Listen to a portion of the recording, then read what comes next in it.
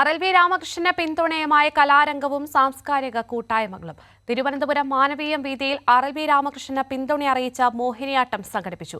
മാനവീയം തെരുവിടം കൂട്ടായ്മയുടെ നേതൃത്വത്തിൽ സൗമ്യ സുകുമാരനാണ് മോഹിനിയാട്ടം അവതരിപ്പിച്ചത്.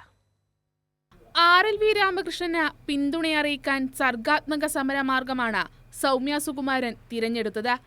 മാനവീയം വീതിയിൽ ചിലങ്ക കെട്ടി സൗമ്യ ചുവട് വച്ചു.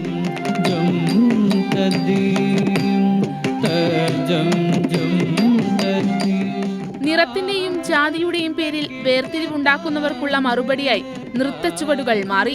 ഒരു തരത്തിലുമുള്ള വേർതിരിവും കലയിലില്ലെന്ന് സൗമ്യ സുകുമാരൻ പറഞ്ഞു.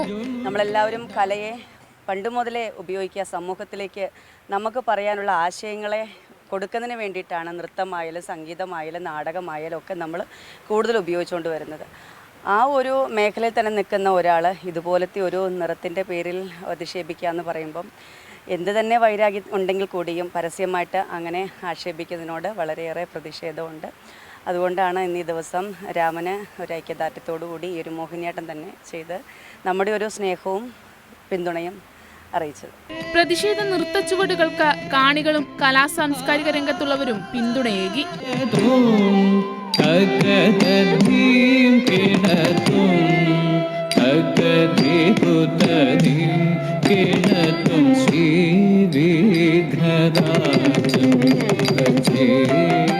കൈരളി ന്യൂസ്, തിരുവനന്തപുരം.